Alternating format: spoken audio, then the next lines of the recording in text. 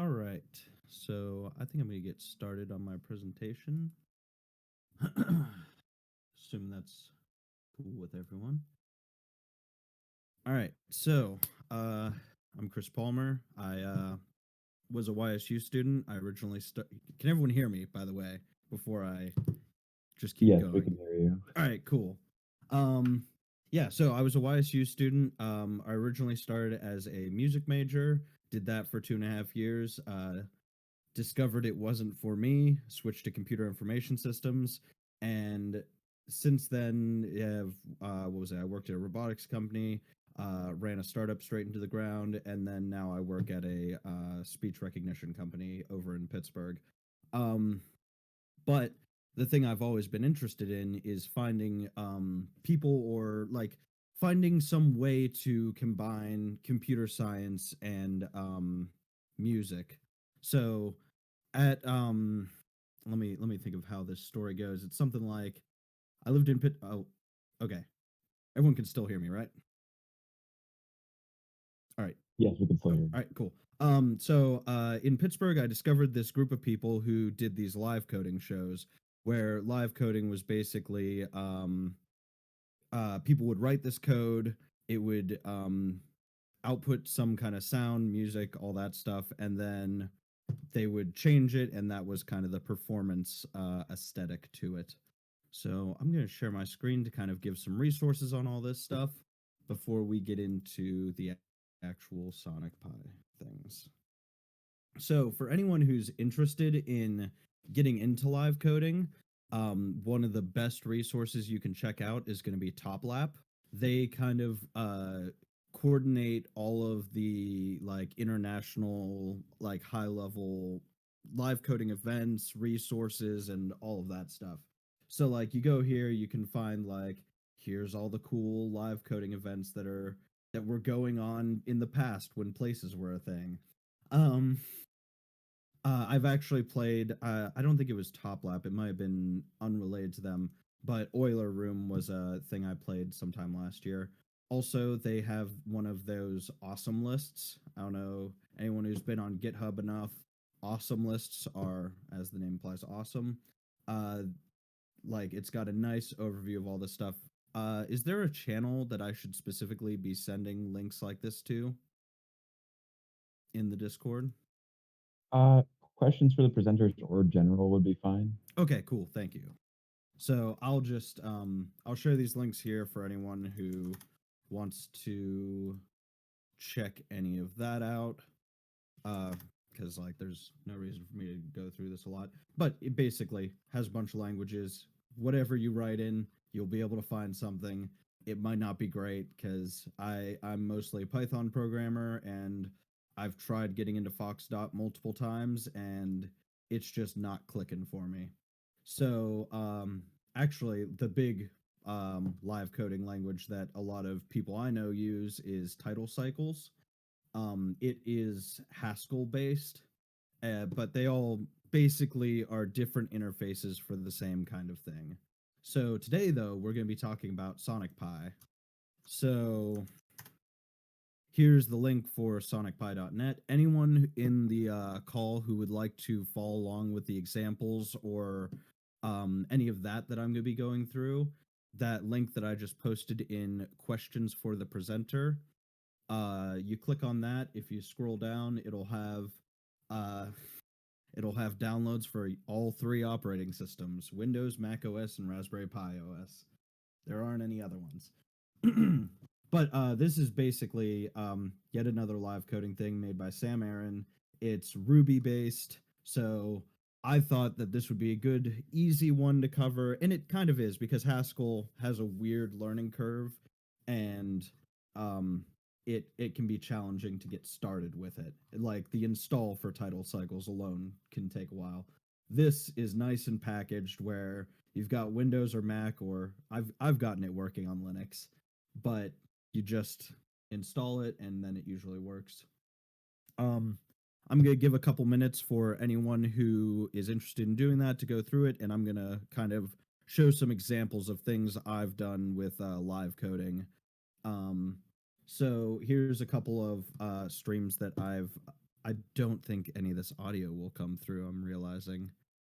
Let's try this. Make it as complicated as possible.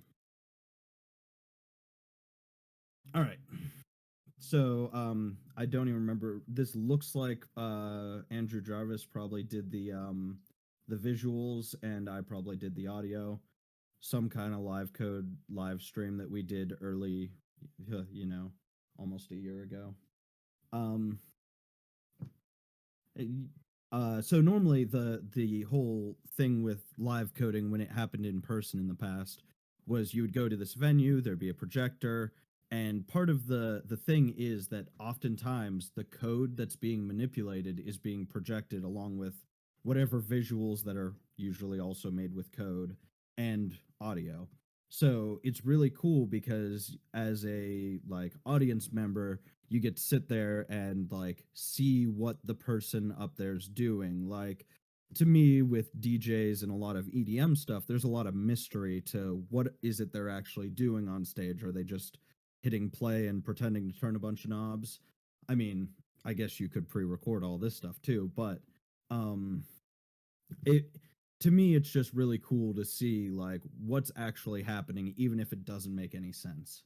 um Here's something I did. I play Rust. I have played Rust in the past, but they added a whole instrument feature to the game that takes MIDI. So with Sonic Pi you can take the MIDI output from Sonic Pi and run it into anything. In this case I was running it into Rust. So so my character was playing completely generated uh terrible piano music. The It audio was is not coming through. oh, the audio's not coming through. Okay. Yeah, it doesn't really matter. That's not like I'm mostly trying to kill time for anyone who wants to install Sonic Pi. So, now I'm going to switch to Sonic Pi and make everyone leave the stream and rejoin that again. Um Got that down here. Stream Sonic Pi. So this is the one that I tested it earlier, but you never know. So I'm gonna play something just to make sure sound is going through. Should be some horrible ringing sound. Yep. All right, cool. Um, so for anyone who has installed Sonic Pi and wants to follow along, lovely train noises. Yeah, that's that's kind of part of the thing with live coding is if you approach live coding with the intention of like I want to try and make this specific sound or like this normal kind of music, whatever that means, you're usually gonna have a hard time just because like a DAW or like most traditional ways of making music are going to be better suited for that. Like they're gonna give you the flexibility and everything.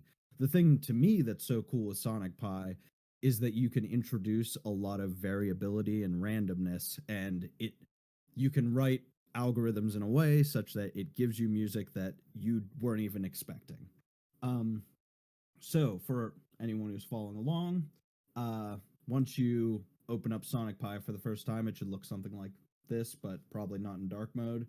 Um, Preferences, you can change all that, but out of the box, it's pretty useful. I discovered today I'm actually running an old version of Sonic Pi, and the new version looks much more hip.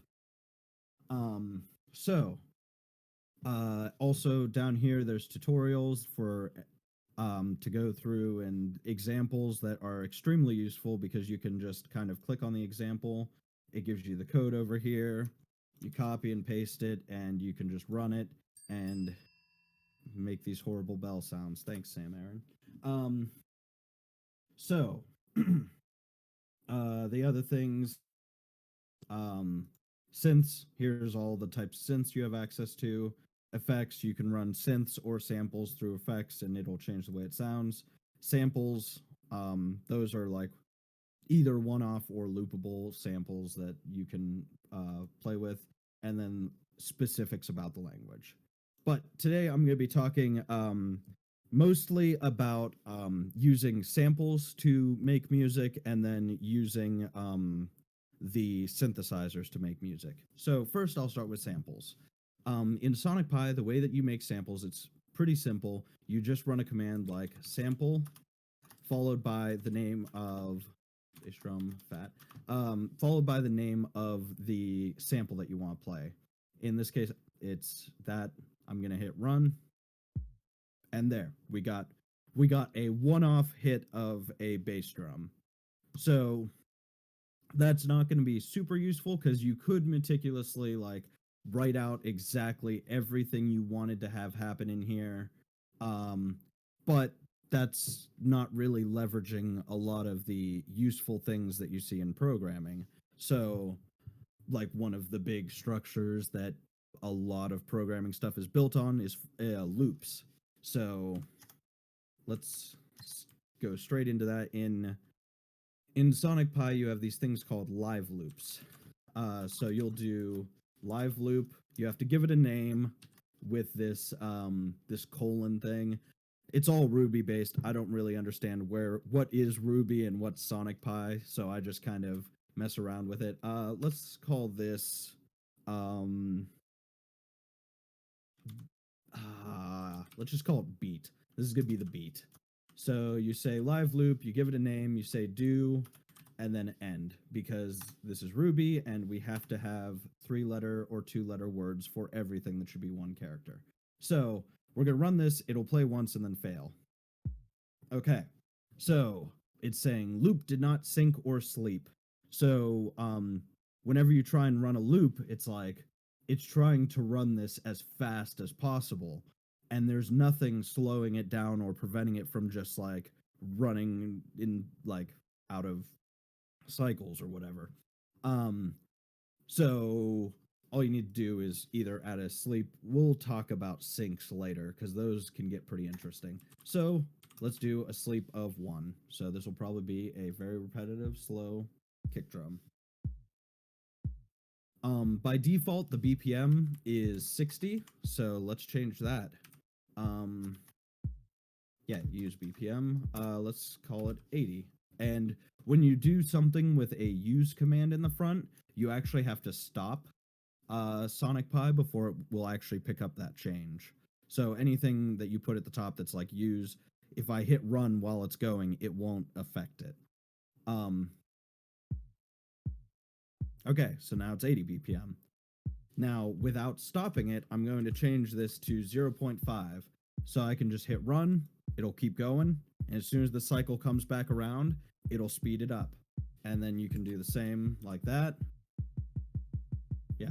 Also, I'm hitting Alt R, or what is it? Alt. I don't even know what I'm hitting here. Yeah, Alt R to run, Alt S to stop.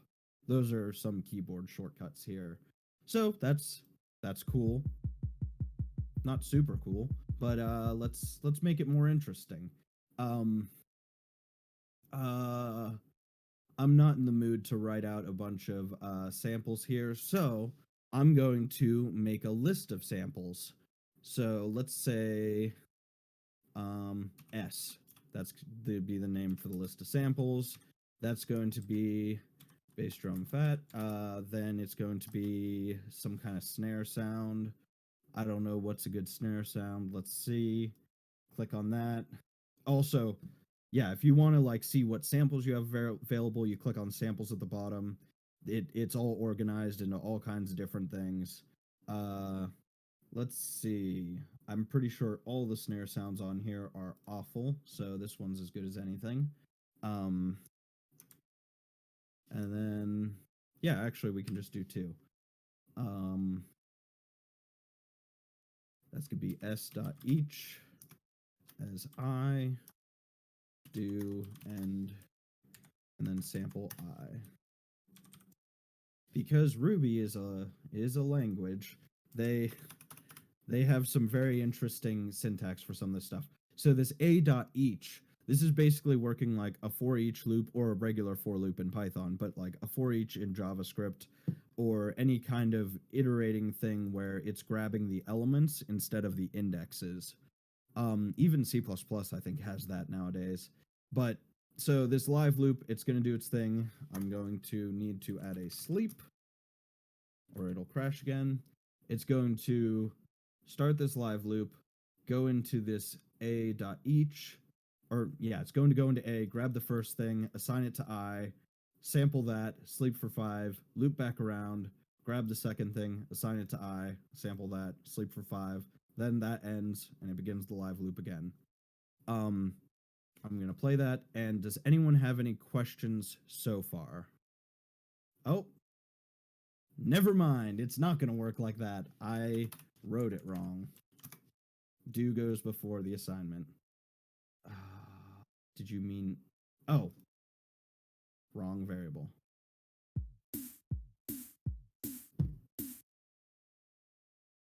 That is some very lame music. Anyone got any questions? I'm going to wait like 15 seconds for anyone to unmute if they want to, or not unmute, I guess. Add it in the questions for presenter. Actually, you know what? The best way for me to handle this will be to keep presenting, and if you have any questions, throw them in there, and I'll try and stop and give more details if anything doesn't make sense. All right, so let's see. This is a pretty boring drum beat, so let's figure out a way to make this more interesting. I'd say the way to do that would be, I'm going to need these for later. This will be a tool we'll use later. Let's say 16.times. So this in Ruby, this is just a way to do a for loop that's going to loop 16 times. Pretty, like, I could do an assignment of I there, and that would assign it to which number it's on, but I don't really need that for what I'm doing right here, so I'm going to do s.push. What is the thing? Choose. So then we're going to throw a list in here. BD fat. All right, that we're going to need a hi-hat. So let's go and find a drum sound. There's some terrible drum. No, that's a tom. Cymbal closed. That's the one. Okay, so here it's going to basically randomly choose between these 3 samples and make this list have 16 things in it. So if you've done stuff with samplers, or not samplers, what are those called? Drum machines or whatever, where you're programming a drum machine and deciding like, all right, I've got 16 beats that I can decide what sample or drum sound is going to go in each of those. That's basically what this is doing, but it's kind of just randomly choosing stuff. So let's run that.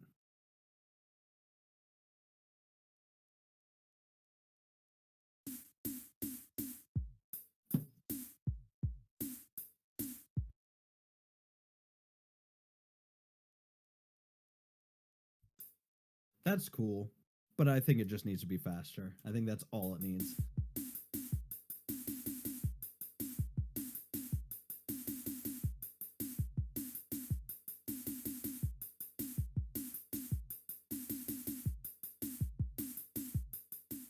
That's cool. So the problem there, it's either the problem or it's a good thing depending on what you want, is every time I run this, it's going to give me the exact same beat. So if I run it again, not terribly interesting.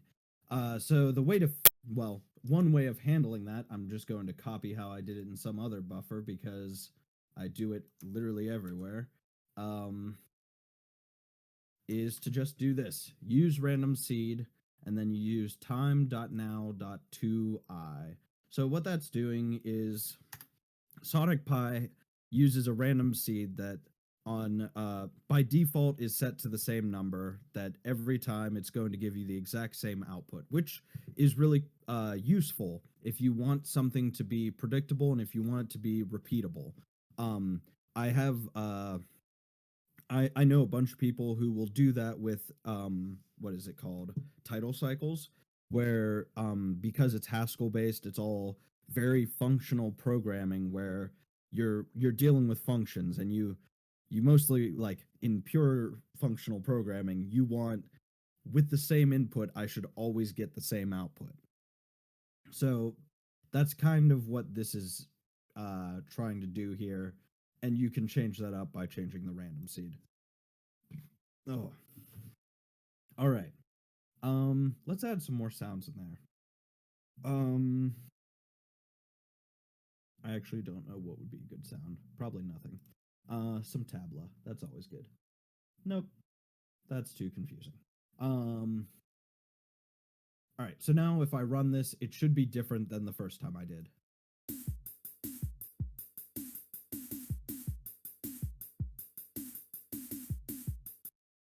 Cool. Now, hmm, I don't want to go that route. So let me see. To make this more interesting, we can, or not necessarily more interesting. Let's switch gears here from generating these rhythms to using loops.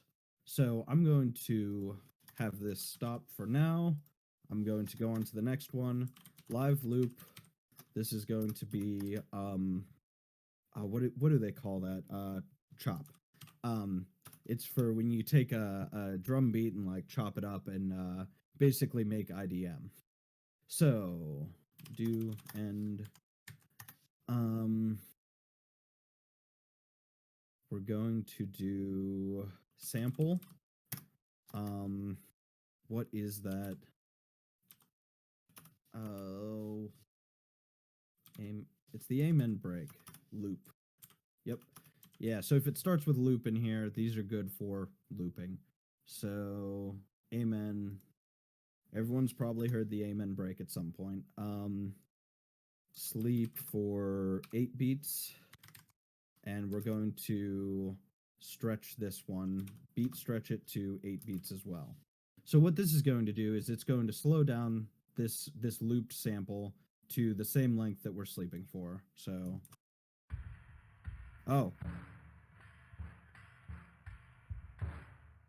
that was much slower than I expected. So let's make it 4.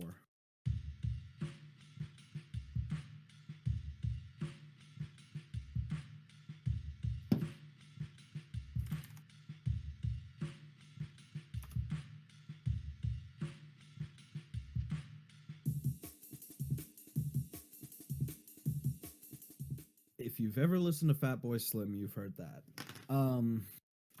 So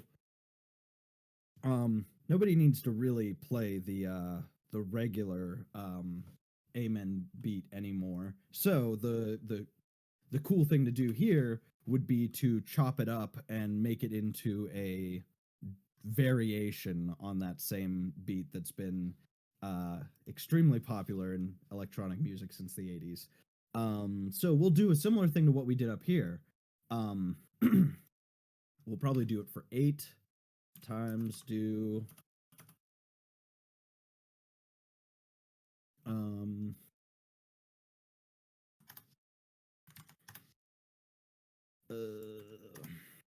break. We'll just call this A since I wanted to call it that last time anyways. a.push. And instead of choosing samples here, we're going to be choosing a number. So let me figure out the splicing things here. Is it slice or splice? Yeah, it's slice. That'll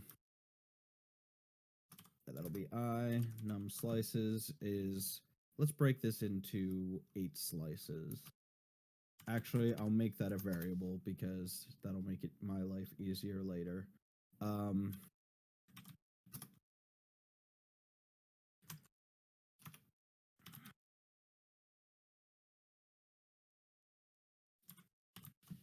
And I know I messed something up down here because the formatting just went wrong. Oh, there it is.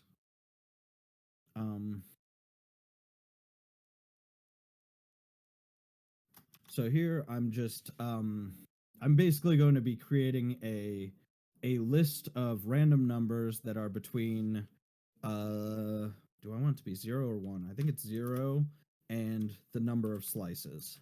So it's going to slice whatever sample I have into that many slices, And now I'm going to randomly choose the slices and throw them in this list. Does that? I'm used to saying, "Does that make sense?" and then getting some vague. Everyone nods their head. Who knows? I'll just keep running. Um. All right. So we've got that. What next? What's going wrong here? For I. ah, no. A dot each do I. Same thing as above. It's going to go through that list, grab all the elements out of it, and then put them into I. We'll choose slice I. It knows to slice it up that much, and let's see if this works. Nope, it didn't work. Oh. Sometimes typing's hard.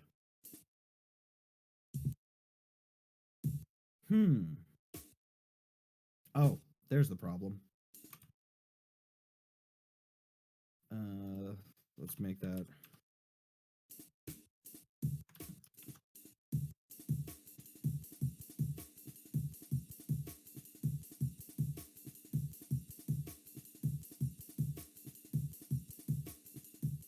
And now you're making IDM. So you can, the reason I made this a variable was so that instead of having to change it everywhere, when I want to change it, I can just do it there.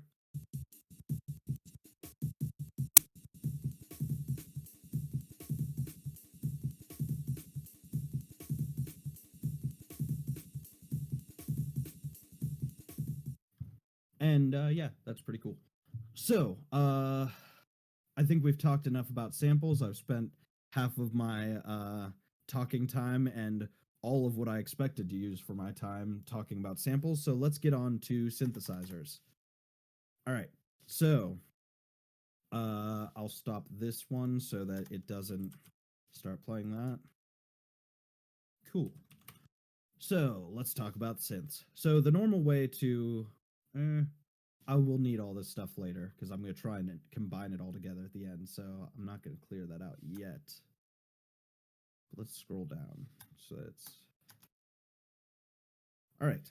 So the way to play a synth sound is you literally can just type play, and I guess you could just say 50.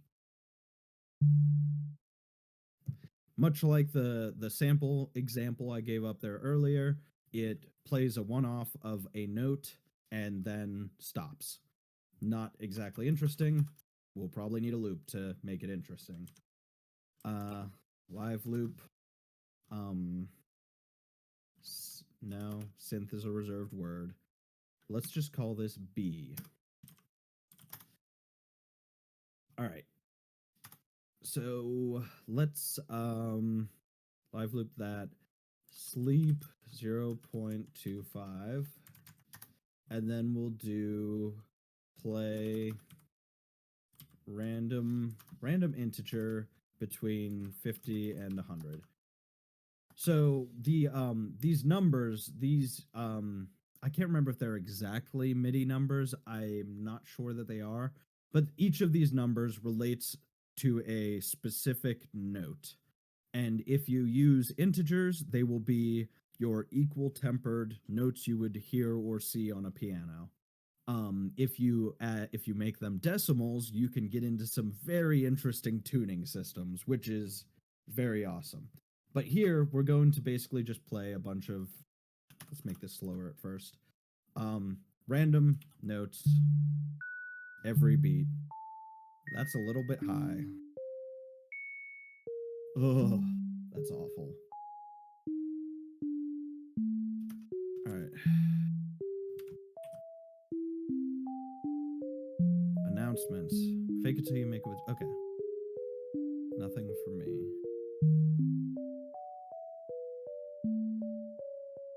Sorry, I'm getting a bunch of notifications that I don't understand. All right. So that's a really basic way to just some random notes and get this cool sound.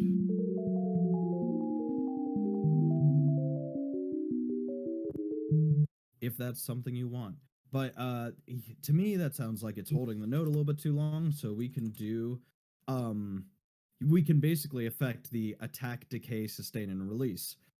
For anyone who's messed around with DAWs or anything like that, those should sound familiar. For anyone who hasn't, basically the attack, decay, sustain, and release affects different parts of how your sound is going to like ramp into becoming a sound. So it'll start with a longer attack. It will here. Let's show it. Point two. This should be more of like a soft attack, if that makes sense.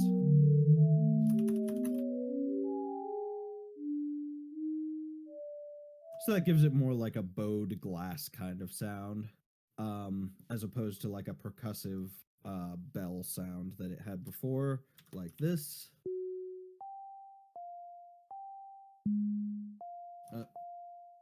Uh, and also these attack, decay, sustain, and release options that we have here are also available for samples. So you can do envelope stuff like this on those two. Attack, decay, sustain, and release. All right, so on this, I'm going to shorten up the release to 0.1. Yeah, that's what I want. And then we're going to make it insanely fast.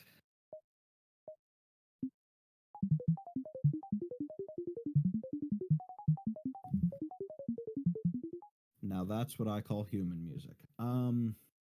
So these are basically just random notes that sound like computers very much making them. So let's make these notes a little bit less random and make it more um, interesting for people. So to do that, we have a bunch of built-in functions that are very nice that you can check out down here in the language section. Um, like we've got chord, scale, all that stuff. So I'm going to go down to scale. I'm going to PQRS scale. I wish that there was a search feature in there. There might be in the update. So scale is basically a function. Oh, oh, okay. That's not what I want. So scale is a function that you pass it. Why is it misbehaving? Play, choose, scale.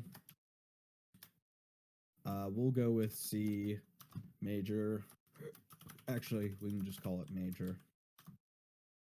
And what is it? You've got this num octaves option, so I can say num octaves. I wish there was better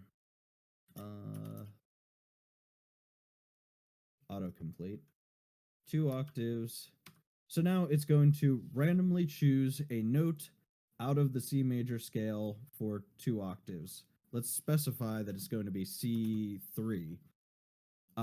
These are all valid things you can put in there so that it knows where to start the scale. So, well, apparently they're not all that valid.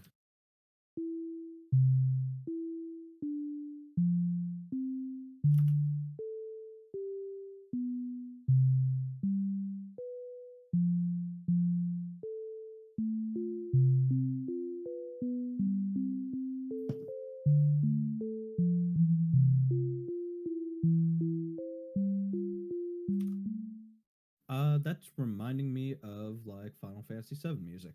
Um, so let me see what's next. Oh, if you don't like this very generic sine wave sound, you can change that with a synth. So to do that, we do a with synth, and we can choose all kinds of things here. I'm trying to think which one of these I think is cool. Can't remember. There's some interesting stuff in here though. Let's do some chip tunes because that's what everyone wants. Um,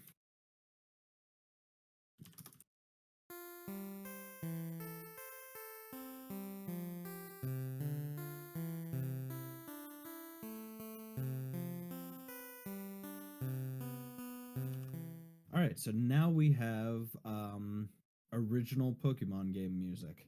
So I think we'll stick with that. So now we've got that. We want to make it a little bit more interesting. So we're gonna add some percussion to it.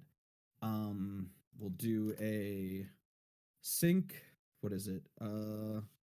Q. That's the word. So Q, drums, and then up here we'll have drums that will be what is sync drums. So what this is doing is every time I need to close Telegram. All right, cool. So every time that this loop goes through and hits this queue, that queue is sending out a message. It's kind of like a multi-threaded message type of deal. It sends out this message that anything that has this sync is registered to listen for. So this sync is going to be waiting until it hears this message. And then as soon as it hears it, it's then going to do its whole thing that it does. So I might have gotten some numbers wrong on this, so we'll see.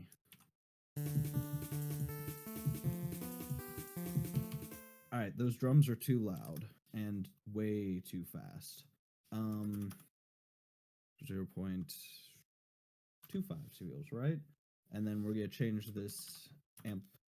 That amp is adjusting the amplification. It's a number between 0 and 1. You can go above 1 and it just gets more distorted. It's a cool effect. We're going to set that to 5.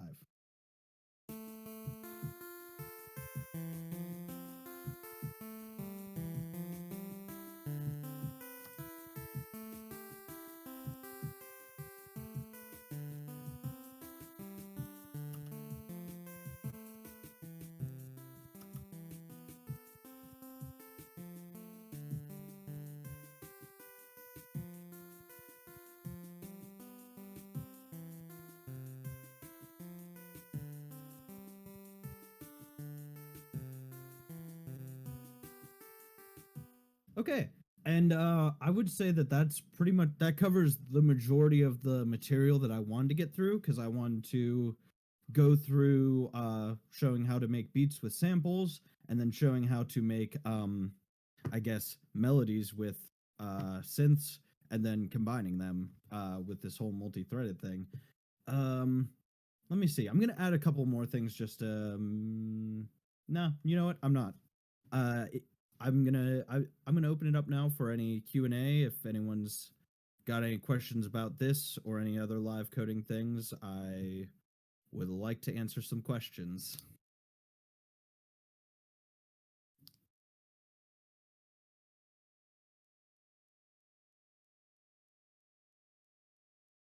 Okay. Well, I guess there's no questions. So I'm gonna. I don't know. I don't have anything else to do with this presentation. I see John Koch unmuted. Yeah, so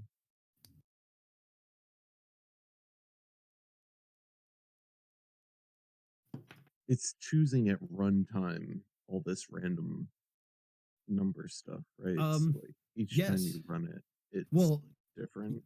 yeah, so every time so every time you would hit run, it's basically reassigning all of these. So all of these will get different things and those will all be different because it's setting the random seed. Well, actually no, it doesn't set the random seed every time, but since it's incremented further into the random seed, something like that, it'll be different every time you run it with this.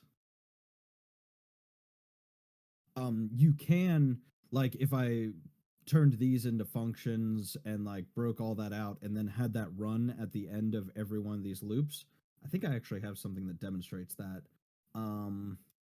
Yeah, let me actually just go through some of this. Got a bunch of samples.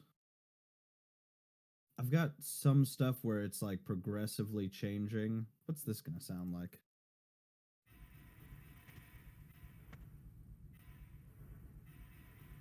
Ah, that's a good thing there. If you think that this whole super super dry Game Boy Color Pokemon sound is lame, you can add a bunch of reverb to it, and that will automatically make it sound better. Reverb, no. Yeah, let's just throw an end somewhere in there.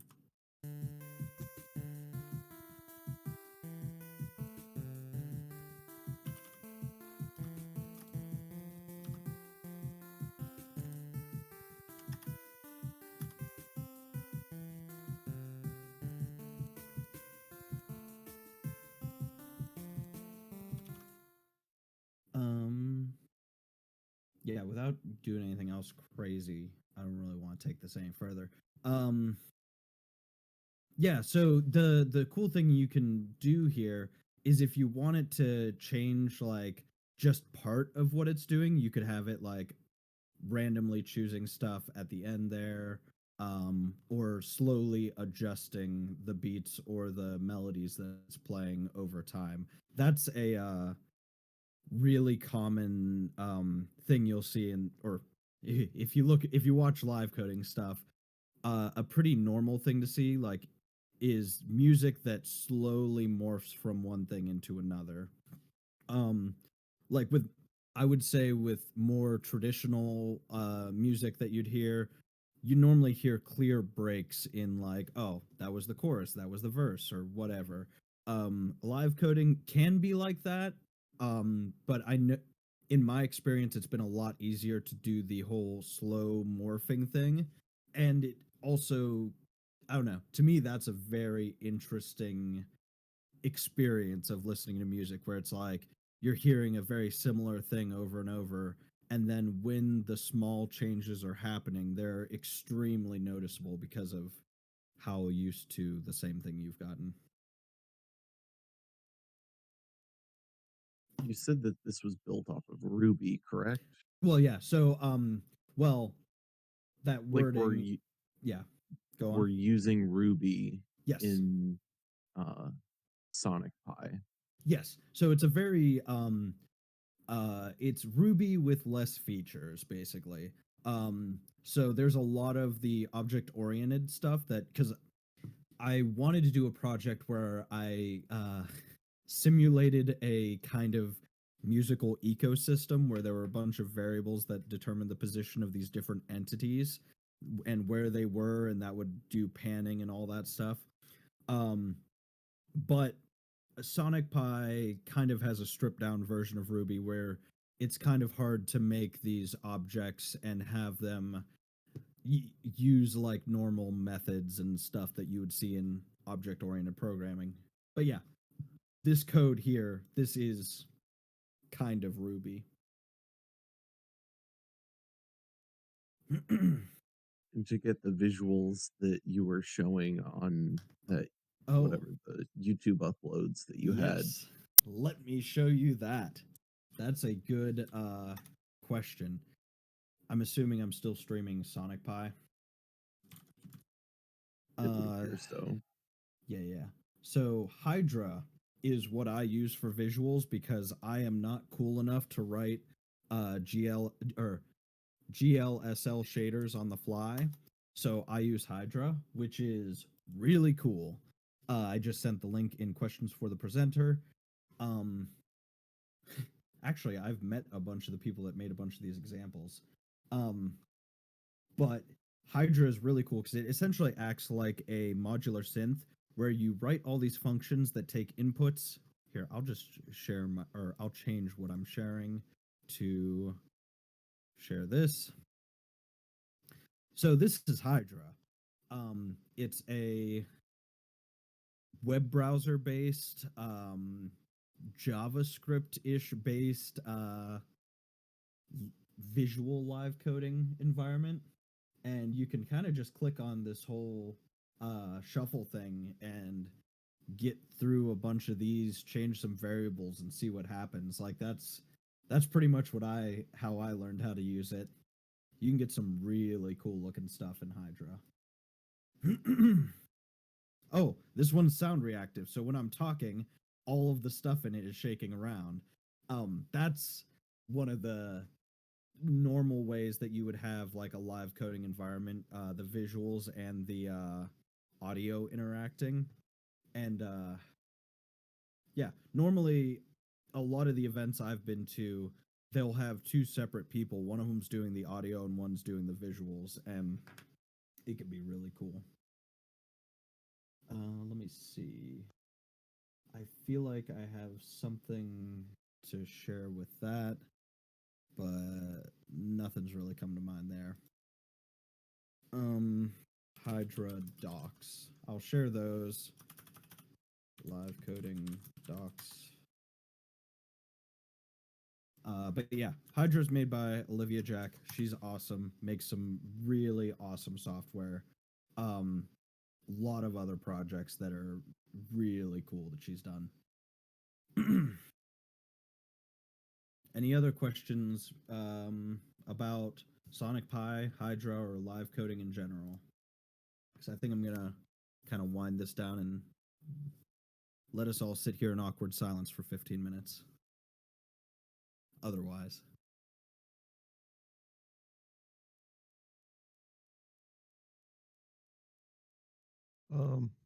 Hello. So I have a question. Uh-huh. Yeah. So what's the best language ever, and why is it Ruby? It's Python, and it's not Ruby because of do and end. I think English is kind of neat, but I mean, also LaTeX is very powerful. LaTeX something. I wrote my paper in LaTeX. I don't know why. John, I had a really good opinion of you, so don't ruin it, okay? No, that was the person below me talking. Okay. Oh, it was the bot. No, I mean, English is great until you say that, and then suddenly your brain just like dissolves. Hey, Palmer. Hey, Now that what? I've actually turned on my mic, can you hear me now? Yes. Awesome. So, just real quick, because this is what I would be interested in Sonic Pi for. It's what you would be interested in Sonic Pi for, or is it what you are interested in Sonic Pi for? Well, this is what I would use Sonic Pi for. I would like to make, I don't know, some cool background music for my video game. And what's the cool and fast way to do that with Sonic Pi? Or do you kind of have to, go through the whole 9 yards to figure it out and learn along the way? Well, if you had come to my talk earlier, I think you would know this now. But no, basically, I mean, assuming this is cool and hip enough for your taste, like this is, I don't know what I've just done. I think I've gone into a full window thing that I can't get out of. Cool, I'm trapped. But so yeah, I mean, this is the way I would go about doing it is you make something with some amount of randomness, and you have some kind of melody and some kind of drum beat. You can do this whole layering thing between different threads so that you're not confined to everything lining up on the exact same beat. Yeah, I mean, I can share. You know what? I will share this code that I wrote over the course of this talk in the questions for the presenter channel for anyone who's interested. I do realize I'm coming in a little late. I'm gonna hone in my question and Okay. Is the workflow for sound for background music for a game, can the workflow be entirely in Sonic Pi, or is there more software involved, such as Audacity for editing? Yeah. So I on mean, and so that's forth? that is all your preference, but if I give me a second cuz it looks like I've just ruined my life. Cuz Sonic Pi is now full screen and I don't know how to fix that. So, let me F11 maybe? I tried that and it didn't work. Also, I'm probably about to lose my sound as I open Sonic Pi. Who knows? Sonic so Pi that's a will normal consume all. thing. Is it a normal thing for your sound to go wacky when you open Sonic Pi?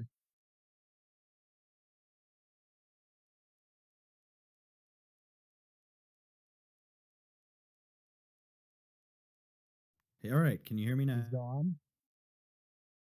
Yep. So with Discord, oh, can everyone hear me? Yeah. Okay, cool. So with Discord, Sonic Pi, when you open it while you're on Discord, I think that might be more of a Discord problem because they don't seem to know how to handle audio inputs at all, and they're still somehow the best like voice chat application. But oh yeah, so you could do all of this in Sonic Pi. The way I would do it is you hit the record button, hit run,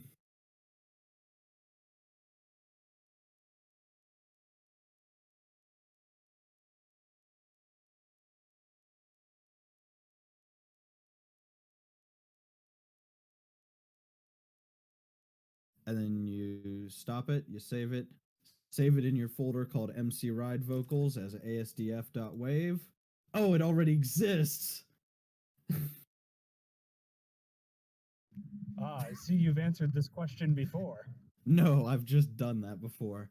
But yeah, no, it's the way I would go about doing it would be if you want to just use Sonic Pi, because you can do a bunch of your effects that you would want to be adding to it, like reverb or whatever in here. They're not going to be the greatest, but it removes an entire layer of things you have to do. So I also, let me see if I can actually send. I seem to also be trapped in a triple tick nightmare on. Oh, okay. Well, there's the code. Apparently, it didn't want me to use triple ticks for it to be formatted. So anyone who's interested in like copying that, playing around with it, there it is. What was I gonna say? Oh yeah, for a while I was releasing an album every month that was all live coding based. At first, the way I would do it is I would come up with some kind of interesting way to generate music that's like, oh, what if I did this? I don't know. Write the code that did it and then have it generate like 50 songs. And then I would go through those 50 songs and be, or finger quotes, songs. I would go through those and see like, oh, I like how this one sounds, or I don't like how this one sounds, and then just choose the best 10 of them and upload them to Bandcamp, and that's the way you release an album every month. You automate as much of the work as possible. But even with that, and even with the music being extremely abstract, I would say, uh it's very interesting to me to do this whole like there's no technical right or wrong way for this music to be, so why do I like this set of sounds and not this one? I think that's always interesting. But yeah, that's a cool way to do it. Plus you still have the kind of artistic leverage there because you're still making the choices. It's like any of these machine learning things like art what is it, art breeder or any of that stuff. Like you still get to make decisions and kind of guide where the stuff that you're getting comes from. um yeah, I think that's the important part of the artistic process.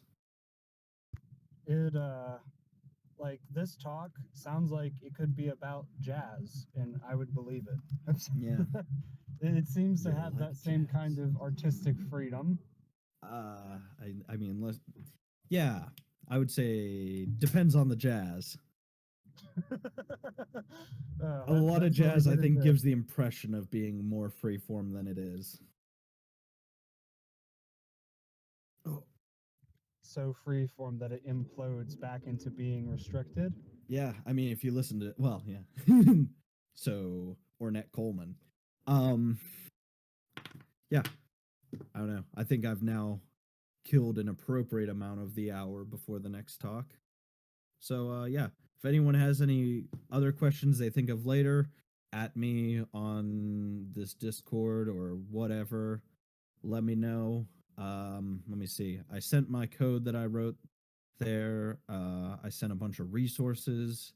So anyone who wants to get into live coding, I will gladly talk about it and push people down that road because I think it's very interesting.